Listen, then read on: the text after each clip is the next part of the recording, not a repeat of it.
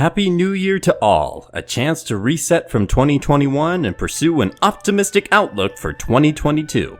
And on that note, there are several games scheduled to come out in 2022 that I'm looking forward to playing. Now, scheduled does not mean they will come out this year, as several games such as Tales of Arise and Cris Tales made both my 2020 and 2021 preview videos. But at the moment, it seems they will, and it's never too early to talk about games that have caught my eye, right? And I will also be talking about some older games that I plan to get to this upcoming year as well. But let's start with the new ones. Trails from Zero official release. Gotta start out with the easy one to talk about. We have the official release of the first game in the Crossbell arc of Trails, Trails from Zero. Now, I have already played this game via the Geofront patch back in 2020, but I absolutely will be playing it again when NIS America releases this official version to support the series, and also to see the new content brought over from the Kai re-release. Plus, gotta get those Crossbell save datas ready for when Trails into Reverie comes out in 2023. And now that I've played Zero once before, I can go faster through the game. LEGO Star Wars The Skywalker Saga. This is the obligatory game that was on last year's list that got delayed, so now it reappears for 2022. The LEGO Star Wars games were a big part of my childhood, and this new game appears to be making some big adjustments to the series. While I'll miss the silent humor of the original games, I'm willing to give this one a try and hope they can have some fun times with the sequel trilogy and the original ones. If it doesn't turn out like I hope, I can always go back and play LEGO Star Wars The Complete Saga again for much cheaper, so win-win either way. Triangle Strategy. The newest strangely named game in the strangely named 2D HD series is quite intriguing. I gave the demo a try and really enjoyed it. I've always adored this particular art style, and I found the strategy a nice challenge. I needed to plan carefully in order to succeed in the missions, and the variety of abilities and units gives a lot of options for how to tackle each battle. If Triangle Strategy can continue to offer that core strategy in its gameplay, I think this could be the game that finally gets me into the Final Fantasy Tactics style strategy RPG, since I bounced off them in the past. I also am really looking forward to a strategy game because 2021 was unfortunately pretty light in that area, at least in the games that I played. The moral/path system has also piqued my interest, but I don't expect too much depth to it based on what I've seen so far, but I'd be happy to be proven wrong. Overall, I'm looking forward to giving it a try, and as always, I'm grateful for this section of Square Enix that seems to actually understand the importance and use of demos. Lakeburg Legacies.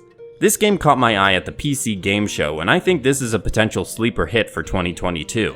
I love games that allow us to create our own unique stories based on generated characters and how the gameplay integrates to tell their stories. Lakeburg Legacies is what looks like a cross between a city builder/management sim and social simulator game. The comparison I've seen often is to Crusader Kings, with the relationships you form and the generational aspect of the game, plus the medieval time frame. I can't wait to see how the legacy part of the game works, and in the meantime, I'm keeping an eye on the occasional dev blogs being posted about it, and definitely ticks a lot of the boxes of things that I look for in games. Also, the art stands out from other games I've played in a good way, and I love the character designs in particular. Pokemon Legends Arceus. Pokemon as a franchise is both big enough to be able to take risks, but also too cautious to take big ones. There have been some truly strange Pokemon spin-offs, but not recently. Pokemon Legends Arceus is not one of those strange spin-offs, but I think the change in the core gameplay alters the dynamic enough to make me want to get back into Pokemon after skipping the most recent entries. The setting as well is one that I think should have been explored way before now, with the origins of the Pokemon Society we're all familiar with. I like the emphasis on exploration, and the glimpses of the Pokemon we've had so far, and the character designs stand out. I'm excited to give this game a try not too long from now. The Somnium Files Nirvana Initiative. And that person is the character I believe should take over as the lead protagonist of the next game in the series, Mizuki Okiura. That's right, Mizuki's new partner for this case is Aiba, helping keep Mizuki level-headed while also dishing some dirty secrets about Date in the process. Can you tell I really want Aiba and Mizuki to team up? Well, I somehow called it, despite my lack of confidence on The Somnium Files ever getting a sequel. How could I not be excited about a game that I specifically requested? I am so ready for Mizuki to be the new main character and for more trippy science fiction detectiving. We still know very little about how the gameplay will be changed for this new entry or even much about the story, but even if it's exactly the same, but just with Mizuki and Aiba teaming up, I'm all for it. Especially with Karina Betker and Erika Harlicker returning as Mizuki and Aiba respectively. Now I just need to know who else is returning. Date has to return, right? I'm so ready, and that Aiba statue is really tempting me. Special edition may be the route I go. Sea of Stars. I never played The Messenger, the game this is a prequel to, but I saw a person talking about Sea of Stars in a Discord server, so I thought I'd give it a look. I really like the aesthetics of the game, and it's one of those games where the title really does fit with the style of the game. The combat reminds me somewhat of Chrono Trigger, which is always a good comparison to get. While the story hasn't stood out to me just yet, Sea of Stars just seems like a classic RPG with many things to do and enjoy. I definitely want to see more from the game, but I'm willing to give it a chance based on what I've seen so far. Terra Nil. Another game that I tried out the demo for and really enjoyed. Terra Nil is a game about restoring a dead ecosystem using technology and then making it into a self-sustaining idyllic landscape again. The feeling of serenity upon restoring the land is enjoyable, and the developers also knew how to make each step of the journey to that point feel satisfying as well. The sound design of the game is superb, and it's always fun picking out the details, including animals returning to the land. This is definitely my pick for the relaxing game of 2022, and I love the wholesome, eco-friendly message to it. One thing I do hope to see in the full game that's not in the demo is restoring various different types of biomes. Maybe you need to restore a taiga landscape or a jungle. There are ways to give the game more variety that I hope happen for the full release, but I'm looking forward to it either way. That takes care of all the upcoming games I'm looking forward to so far. There are others I have an eye on to see how they turn out, such as Forspoken, although there's a reason that Forspoken is not likely to be gotten upon release that I'll talk about later. But that gives a good idea of the ones I'm really excited for. Now though, I want to talk about some games that came out in previous years that I'm hoping to play in 2022 if all goes to plan, starting with Danganronpa V3. Danganronpa 1 was done in 2020, Danganronpa 2 in 2021, and therefore 3 shall be played in 2022. I know all about 3 having a, let's say, divisive ending, and I'm looking forward to being able to actually engage in that discussion, he says, not really knowing what he's getting himself into.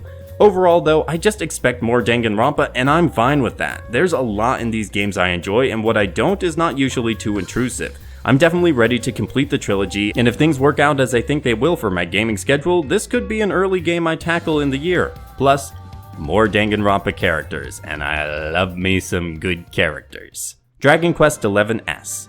Speaking of games I'm going to tackle early in the year, we come to the game I will be starting the year with as voted by the community, Dragon Quest XI-S. In fact, upon writing this, I have started the game. I wasn't sure if I was going to in the 2021 review video, but I got SMT5 done, so I have begun my adventure. Not that far in, though. I'm planning on taking some time in 2022 to give some JRPG series a chance that I've never played before, and Dragon Quest will be the first of those, and I've heard much praise for 11 specifically. I hope it proves to be up to the hype, and I'm enjoying it thus far. Final Fantasy VII Remake. The game is finally out for PC, although as an Epic exclusive for now, and I want to do more research on the port because reviews thus far are not great. I definitely want to give it a try, but $70 is too much. That is the reason why Forspoken will not be gotten upon release either, because the $70 price point is another prong in certain greedy video game companies' plans to get all the money, because apparently microtransactions aren't enough. Okay, back to the game itself. I played the demo when it originally came out and really enjoyed it. I've never played a Final Fantasy game before, so this would be my first, and it is an iconic game for a reason. Plus, the game is beautiful, so I think y'all can understand why I'd be drawn to it.